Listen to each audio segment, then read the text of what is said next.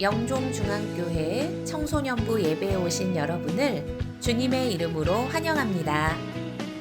매일 묵상, 큐티하는 청소년, 매일 감사, 매일 감사의 내용 3가지 적기, 매일 기도, 잠자기 직전 1분 기도, 눈 뜨자마자 1분 기도, 매일 말씀을 묵상하고 감사하며 기도하는 청소년이 됩시다. 성탄절에 세례식이 거행됩니다. 세례받기를 원하는 친구들은 12월 5일 주일까지 신청하고 교육을 받으세요. 1차 세례 교육은 12월 12일 주일 오후 1시 10분, 2차 세례 교육은 12월 18일 토요일 오전 11시입니다. 장소는 109호 유치부실입니다. 위드 코로나와 함께 변경되는 청소년부 예배 시간을 안내드립니다. 1부 9시 예배는 누구나 참석 가능합니다. 2부 10시 30분 예배에는 고등부 전체, 3부 12시 예배에는 중등부 전체가 함께 예배를 드립니다. 거룩한 예배 생활이 회복되도록 힘써주세요. 사도신경으로 우리의 신앙을 고백드립니다. 나는 전능하신 아버지 하나님, 천지의 창조주를 믿습니다. 나는 그의 유일하신 아들, 우리 주 예수 그리스도를 믿습니다. 그는 성령으로 잉태되어 동정녀 마리아에게서 나시고 본디오 빌라도에게 고난을 받아 십자가에 못 박혀 죽으시고 장사된 지 사흘 만에 죽은 자 가운데서 다시 살아나셨으며 하늘에 오르시어 전능하신 아버지 하나님 우편에 앉아 계시다가 거기로부터 살아있는 자와 죽은 자를 심판하러 오십니다. 나는 성령을 믿으며 거룩한 공교회와 성도의 교제와 죄를 용서받는 것과 몸의 부활과 영생을 믿습니다. 아멘. 샬롬. 우리 사랑하는 영종중앙교회 청소년부 친구들과 온라인으로 예배하는 모두에게 하나님 주시는 은혜와 평강이 함께하기를 기원합니다. 요즘 코로나 변이 바이러스로 인해서 많이 불안한 상황인 것 같습니다. 여기저기서 확진자가 나오고 있어요. 우리 교회는 철저히 또 모범적으로 방역수칙을 지키고 있는 교회입니다. 그런데도 불구하고 지역사회 가운데 불안 요소가 있어서 조금 두려워할 수도 있긴 하지만 우리 친구들 하나님 주시는 은혜와 평강 가운데 평안할 수 있는 우리 모두가 되기를 바랍니다. 또 이러한 불안한 시기 때문에 함께 예배하지 못하는 이들이 많을진데요. 여러분, 지금 있는 그 자리, 가정을 교회 삼아, 재단 삼아 꼭 예배하는 우리 청소년부 친구들 모두가 되기를 주의 이름으로 축복합니다. 특별히 지금 우리는 절기상 대강절, 예수님이 오시는 그 성탄절을 준비하는 시간을 보내고 있습니다. 대강절은 12월 25일 성탄절을 대기 4주 전부터 지키는 주일의 절기를 말하고 있어요. 한 주 한 주 보내면서 우리는 또 대강절 촛불을 밝히기로 합니다. 첫째 주 밝히는 그 촛불의 의미는 hope, 희망, 소망을 말해요. 그리고 오늘 대강절 둘째 주 밝히는 이 촛불의 의미는 사랑을 의미합니다. 여러분, 예수님이 우리의 소망 되세요. 그리고 예수님은 하나님의 우리를 향한 사랑의 완성되세요. 여러분, 예수님을 통해서 정말 이런 소망과 사랑과 은혜를 누리며 이 한 주도 승리하시기를, 은혜와 평강이 함께하기를 기원합니다. 우리 함께 일어나서 오늘 주신 하나님 말씀 마태복음 1장 1절에 7절 말씀을 함께 보도록 하겠습니다. 아브라함과 다윗의 자손 예수 그리스도의 계보라. 아브라함이 이삭을 낳고 이삭은 야곱을 낳고 야곱은 유다와 그의 형제들을 낳고 유다는 다말에게서 베레스와 세란을 낳고 베레스는 헤스론을 낳고 헤스론은 람을 낳고 람은 아비나답을 낳고 아비나답은 나손을 낳고 나손은 살몬을 낳고 살몬은 라합에게서 보아스를 낳고 보아스는 룻에게서 오벳을 낳고 오벳은 이새를 낳고 이새는 다윗 왕을 낳으니라. 다윗은 우리아의 아내에게서 솔로몬을 낳고 솔로몬은 르호보암을 낳고 르호보암은 아비야를 낳고 아비야는 아사를 낳고. 아멘. 우리 가슴에 손을 감고 함께 고백하겠습니다. 살아계신 하나님의 말씀입니다. 그리고 내게 주시는 말씀입니다. 마지막으로 내가 오늘 순종해야 할 말씀입니다. 이러한 믿음의 고백이 우리 여러분 모두에게 있기를 바랍니다. 오늘 말씀의 제목을 다 같이 읽어볼게요. 하나님이 사용하신 5 여인. 오늘 말씀을 통해서 하나님이 사용하셨던 5 여인이 있습니다. 이를 통해 우리가 깨닫고 소망하길 바라는 것은요, 정말 우리 모두가 함께 해본 우리 청소년 친구들이 모두가 예수 그리스도의 도구로 쓰임받는 인생이 되기를 바랍니다. 오늘 앞전에 오늘 본문의 말씀 마태복음 1장 말씀을 보았죠. 원래는 17절까지 읽어야 되는 부분을 좀 줄여서 7절까지 읽었습니다. 예수님이 태어난 그 족보에 대한 기록인데 조금은 지루하고 조금은 너무 반복돼서 별 의미가 없는 것처럼 느껴집니다. 낳고 이름도 익숙치 않은 모르는 사람들이 낳고 이런 말씀이 반복되다 보니까 별 의미가 없는 것처럼 여겨질 수 있고요. 또 대충 읽게 됩니다. 낳고 누군지도 모르는 그 사람, 이것을 통해 성경은 분량이 부족해서 이렇게 공간과 시간, 이 할애해서 이 말씀을 적은 것이 아니라 하나님이 우리에게 주시고자 하는 놀라운 은혜와 신비가 이 안에 있다는 사실을 여러분 우리는 오늘 말씀을 통해 깨달아야 돼요. 예수님의 탄생을 태어나게 하였던 그 예수님의 족보, 어떤 사람을 통하여서 예수님이 태어나고 어떤 사람을 통해서 이 놀라운 위협을 감당하게 되었는가. 우리가 상식적으로 생각했을 때 예수님이 태어난 족보라면 왠지 예수님은 특별하고 존귀하고 고귀한 분이니까 아주 명문같이만 해서 특별하고 훌륭한 사람들을 통해서만 태어나셨을 거야. 그런 부모와 그런 조상들을 가지고 있지 않을까라는 생각을 하기가 쉽습니다. 근데 오늘 성경에 보면 그렇지가 않아요. 약점이 있는 사람, 부끄러운 과거와 수치를 가지고 있는 사람들이 기록되어 있습니다. 또 눈여겨볼 만한 특징 중에 하나는 동서양을 막론하고 족보에는 대체로 여자 이름이 기록되어 있는 경우가 거의 없습니다. 근데 이 예수님의 족보에는 무려 5명의 여자의 이름이 기록되어 있어요. 그 여자가 이름이 예수님 족보에 들어갔다는 이유만으로 뭔가 이 여자는 훌륭하기 때문에, 대단한 사람이기 때문에, 위대한 업적을 남겼기 때문에 라는 생각을 할 수 있지만 이 또한 아닙니다. 아브라함의 아내 사라처럼, 이삭의 아내 리브가처럼 잘 알려진 사람도 아닙니다. 오늘 이 예수님의 족보에 들어간 5명의 여인이 누구였는지, 그들의 삶의 모습을 조명해서 정말 우리도 하나님께 쓰임받는, 예수 그리스도의 도구로 쓰임받는 인생이 되는 우리 모두가 되기를 주의 이름으로 축복합니다. 3절에 기록되어 있는 예수님의 족보에 첫 번째로 소개된 한 여인, 누구냐? 다말입니다.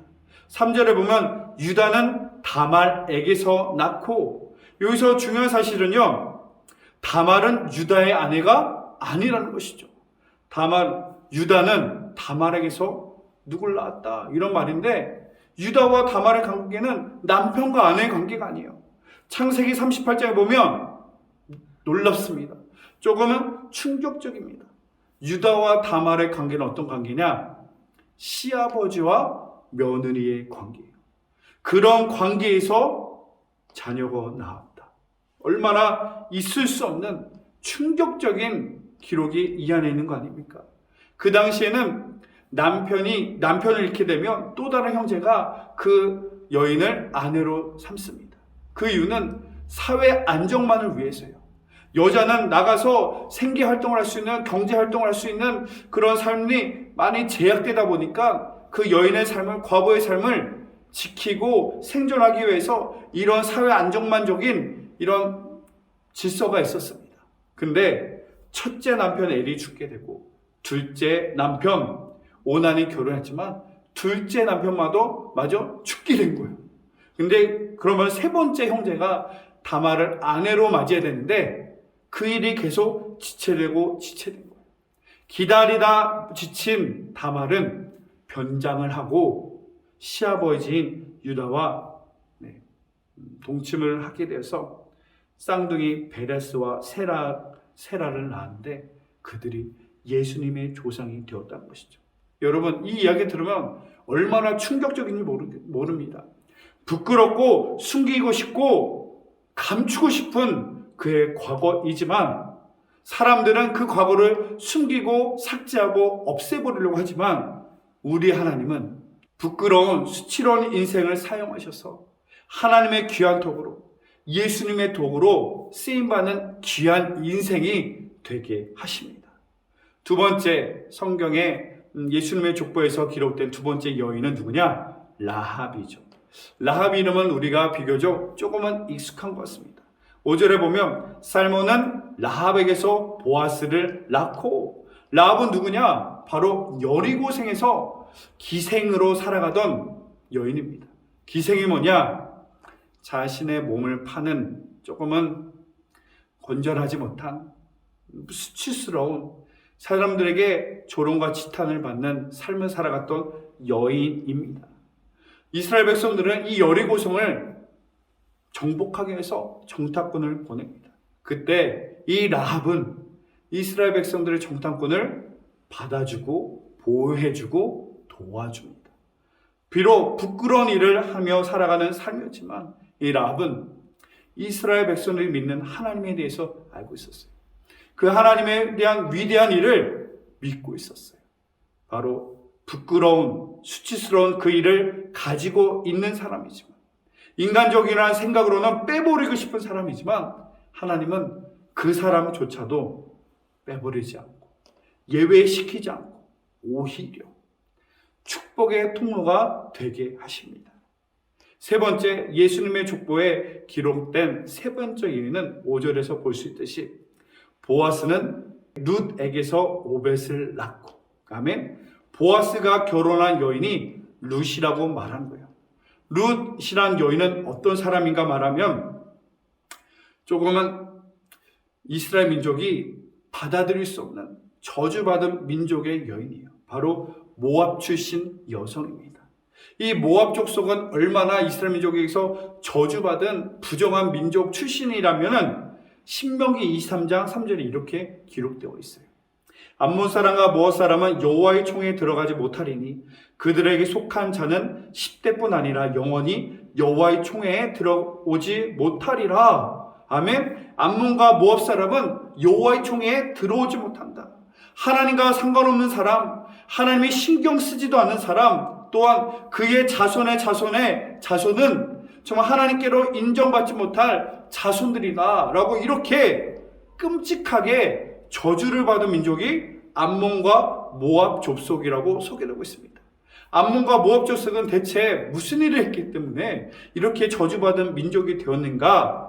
그 말씀은 신명기 23장 4절 5절에서 우리는 찾을 수 있어요. 그들은 너희가 애굽에서 나올 때에 떡과 물로 너희를 길에서 영접하지 아니하고 메소포다미아의 부돌 사람 부올의 아들 발람에게 뇌물을 주어 너희를 저주하게 하려 하였으나 내 하나님 여호와께서 너를 사랑하심으로 내 하나님 여호와께서 발람의 말을 듣지 아니하시고 내 하나님 여호와께서 그 저주를 변하여 복이 되게 하셨나니. 아멘. 무슨 말이죠? 이스라엘 민족이 애굽을 탈출하여서 홍해를 건너 이 광야길을 가고 있을 때, 여러분, 뜨거운 광야길, 먹을 거, 마실 거, 입을 것이 부족한 얼마나 척박한 어려운 상황입니까? 어렵고 힘든 그 상황에서 암몬과 모압 족속은 어떻게 했다? 모른 척했다. 모른 척할 뿐만 아니라 나몰라라 했으며, 차라리 모른 척하고 가만히 있었으면 그냥 뭐 보통은 했을 텐데 모른 척 했을 뿐만 아니라 뇌물을 써서 이 고난 가운데 이 40년의 광야길 걷고 있는 이스라엘 민족을 저주하게끔 돈까지 쓰는 아주 치사하고 저주스러운 일을 했던 민족이 암몬과 모압 족속입니다. 여러분 생각해봐요. 내가 어렵고 힘들 때 누군가 나를 도와준다면 그 도움은 평생 은혜와 은인으로 간직하고 고마울 거예요. 반대로 내가 어렵고 힘들고 가난한데 그런 나를 문전박대하고 쌍욕하고 저주하고 나에게 모욕을 한다면 얼마나 큰 가슴의 상처가 되겠습니까? 가슴의 상처가 될 뿐만 아니라 일생의 트라우마 같이 여겨서 나를 힘들게 하는 그런 끔찍한 공포스러운 기억들로 여겼을 거예요. 바로 암몬 족속, 모압 족속. 이러한 모압 족속의 여인이 룻이었다. 룻은 저주받은 민족, 출신이 아주 나빠요. 그의 집안이 가문이 너무나 저주스럽습니다. 그런데 아픔과 시련, 또한 남편을 잃어버리는 이 고난 가운데 있었던 룻을 하나님은 보아스의 아내가 되게 하고 그를 예수님의 족보로, 예수님의 이 땅에 오시게 하는 도구로 사용하시게 되는 은혜가 그에게 임했던 것이죠. 이제는 네 번째, 예수님의 족보에 소개된 네 번째 여인은 6절에서 볼 수 있습니다. 이새는 다윗 왕을 낳으니라. 다윗은 우리아의 아내에게서 솔로몬을 낳고. 아멘. 다윗은 다윗의 아내에게서 솔로몬을 낳았다라고 소개되는 것이 아니라 이상하게 다윗은 우리아의 아내에게서 솔로몬을 낳았다고 말하는 거예요. 우리아의 아내가 바로 밧세바예요. 다윗의 아내가 밧세바가 아니라 우리아의 아내, 다른 남편의 여인 밧세바를 통해 솔로몬을 낳았다는 것을 말합니다. 바로 이 말씀은 의미는 여기서 찾아볼 수 있죠. 다윗이 밧세바가 목욕을 하는 장면을 보게 됩니다. 거기서 음란한 마음이 생겨서 그 밧세바 여인을, 남편이 있는 결혼한 여인을 범하게 돼요. 동침하게 돼요. 근데 큰 실수에 따르는 결과가 임하죠. 임신을 하게 됩니다. 남의 여인, 더군다나 결혼한 여인을 임신시켰으니 아무리 다윗이 왕이라도 용서받을 수 없는 너무나 크고 끔찍한 수치스러운 죄를 범한 겁니다. 그 다윗은 이 죄를 짓고 나서 이 죄를 은폐하기 위해서 바로 밧세바의 남편이었던 우리아를 전쟁터로 내보냅니다. 그리고 전쟁터에서 죽게 하는 거예요. 왕의 권력으로 남편을 죽이고 왕의 권력으로 한 여인을 빼앗아 그 여인을 아내로 맞아 솔로몬을 낳게 됐다는 거죠. 여러분, 밧세바의 입장에서 생각해봐요. 내가 수치스럽게 결혼한 여인인데 다른 결혼한 남자와 결혼해서 만나서 아기를 낳아요. 이것도 얼마나 부끄러울 수 있겠습니까? 근데 그 권력자인 바람을 폈던 남자가 내 남편까지 죽이게 됩니다. 이거는 이 여인에게 말 못할 큰 상처와 고통이 있는, 아픔이 있는, 정말 누구에게도 말할 수 없는 이 더러운 부끄러운 죄가 있는 여인 아니었습니까? 그 여인에게도 하나님은 은혜 베풀어 주세요. 하나님의 도구로 쓰임받게 합니다. 마지막으로 예수님의 족보에 기록된 다섯 번째 여인은 누구죠? 바로 마리아입니다. 16절에 마리아를 볼 수 있죠. 야곱은 마리아의 남편 요셉을 낳았으니 마리아에게서 그리스도라 칭하는 예수가 나시니라. 아멘. 성경은 마리아가 어떤 사람인지 전혀 말하고 있지 않습니다. 그저 마리아는 요셉의 아내였고 또한 예수님의 어머니였다는 사실 외에는 특별한 기록이 없습니다. 또 그 당시에 마리아라는 이름은 너무나 흔해 빠진 이름이었어요. 오늘날 익숙한 부모님들의 어머님들의 이름 중에 순이, 영순이, 영숙이 이런 이름처럼 그냥 너무나 평범한, 너무나 흔한 이름, 흔한 사람이었다는 것이죠. 마리아는 절대 귀하고 잘 알려진 가문의 여성이 아니라 평범한 여성이었다. 이것은 무슨 의미를 합니까? 예수님은 지극히 평범하고 소박한 여인을 통해서 이 땅에 오셨다는 것이죠. 세상에 내세울 만한 대단한 어떤 배경이 없지만 이 마리아는 하나님을 향한 신실한 믿음과 거룩한 믿음의 삶을 살아가는 여인이었습니다. 오늘 말씀에서 예수님의 족보에 소개된 5명의 여인을 보지 않았습니까? 다말, 라합, 수치스러운 과거와 아픔을 가지고 있는 여인이었습니다. 룻, 저주받는 모압 백성 출신이고 아픔과 시련을 겪었던 여인이었죠. 또 밧세바, 남편이 죽임을 당하고 남편이 아닌 남자의 아이를 임신한 여인, 불쌍한 여인이었습니다. 마지막으로 마리아는 내세울 것 하나 없는 지극히 평범한 흔한 사람이었습니다. 이러한 여성들은 세상의 가치관으로 봤을 때 그닥 자랑할 만한 것들이 전혀 없는, 또한 별 볼일 없는 그저 그런 사람도 취급도 받지 못하는 사람처럼 보였지만 우리 하나님은 이러한 여인들조차 귀하게 여기셨다. 소중하게 여기셨다. 그래야 그들을 선택하셔서 하나님의 귀한 도구로, 예수님의 귀한 도구로 쓰임받는 인생이 되게 하셨다는 것이죠. 바로 여기서 우리가 주목해야 됩니다. 기독교 신앙의 가장 위대함이 여기에 있다는 거예요.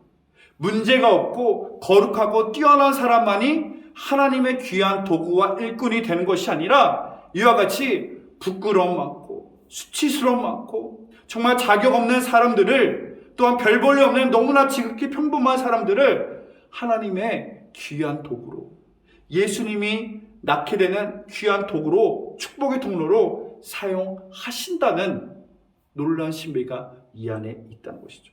누구나 실수도 할 수도 있어요. 죄를 범할 수 있어요. 과거에 말 못할 아픔과 상처도 있을 수도 있어요. 그러나 하나님은 이런 이들에게 기회를 주십니다. 하나님의 도구로 쓰임받을 수 있는, 하나님의 귀한 믿음의 사람들로, 일꾼으로, 하나님의 동역자로 살 수 있는 기회를 주십니다. 우리 집안이 어떠든지 상관없어요. 내가 공부를 얼마나 잘하든지 못하든지, 내가 외모가 얼마나 잘나는지 못나는지, 키가 크든지 작든지, 하나님 보시기에는 하나님의 도구로 쓰임받는 데는 그런 것이 아무런 전혀 지장이 되지 않습니다. 세상의 가치관으론 자격 없다고 여길 수 있는 우리일 수 있지만 여러분, 하나님의 눈으로 봤을 때 모두가 소중하고 귀하며 존귀한 하나님의 자녀들일 뿐만 아니라 하나님의 놀라운 역사를 이뤄나갈 귀한 믿음의 일꾼이 될 수 있다는 사실을 여러분 믿으시기를 바랍니다. 마지막으로 오늘 고린도전서 1장 26절에서 29절 말씀으로 하나님은 우리에게 주시는 위로의 말씀과 놀라운 소망의 말씀을 읽고 마치고자 합니다. 형제들아, 너희를 부르심을 보라. 육체를 따라 지혜로운 자가 많지 아니하며 능한 자가 많지 아니하며 문벌 좋은 자가 많지 아니하도다. 아멘. 하나님이 우리를 부르셔서 말씀합니다. 지혜로운 사람, 엄치나 그렇게 공부 잘하는 사람 얼마나 있겠어요. 공부도 잘하고 운동도 잘하고 외모도 빼어나고 키도 크고 세상에서 정말 남부를 것 없이 엄친 딸처럼 살아간 사람이 얼마나 많아요. 그런 사람은 별로 없습니다. 그것을 말하고 있죠. 그러면서 27절에 29절 우리에게 위로와 소망의 말씀을 주십니다.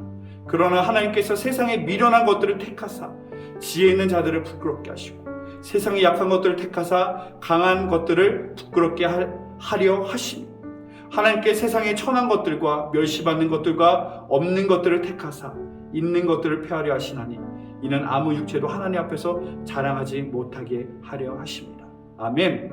하나님은 도리어 약한 자를 들어 귀하게, 천한 자를 들어 존귀하게, 별 볼 일 없는 것 인생을 비범하게 사용하시는 능력의 하나님이신 줄로 믿습니다.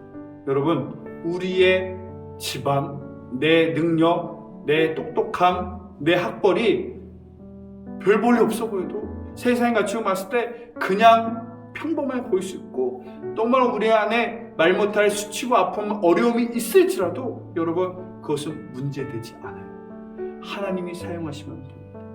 하나님이 우리를 붙들어 주시면 됩니다. 여러분, 우리도 하나님께 쓰임받을 수 있다는 가능성을 여러분 깨달아야 돼요. 바로 마태복음의 이 1장의 말씀은 이러한 여인도 하나님이 쓰시는, 이러한 여인도 하나님이 쓰시는 귀한 일꾼인데 하물며 너희는 얼마나 하나님의 놀라운 영광과 역사를 위해서 쓰임받는 일꾼, 그 축복의 통로가 될 수 있지 않겠느냐라는 하나님의 소망과 위로의 말씀이 있는 것입니다. 여러분 기억해야 돼요. 오늘 이 말씀은 너도 할 수 있어. 여러분도 할 수 있다니까요. 여러분도 하나님께 쓰임받을 수 있다는 우리 주님의 격려가 이 안에 있습니다. 어떤 인생이든지 하나님을 만나면 변화될 수 있다는 하나님의 사랑과 격려의 말씀입니다. 하나님께 붙들어 주시면 내 인생도 하나님을 위해 정말 이 시대가는 귀하게 쓰임받을 수 있는 인생이 될 수 있다는 하나님의 위로와 격려의 말씀입니다. 오늘도 이 말씀으로 새 힘과 새 능력과 새 소망을 얻고 여러분 세상에 나가 승리하며 나가는 하나님께 귀하게 쓰임받는 축복의 도구로 예수님의 도구로 쓰임받는 인생이 되는 저와 여러분 우리의 모두의 삶이 되기를 주의 이름으로 간곡히 간절히 축복하고 기도합니다. 기도하겠습니다. 사랑의 하나님, 오늘 말씀을 통해 예수님의 족보에 소개된 여인을 보았습니다.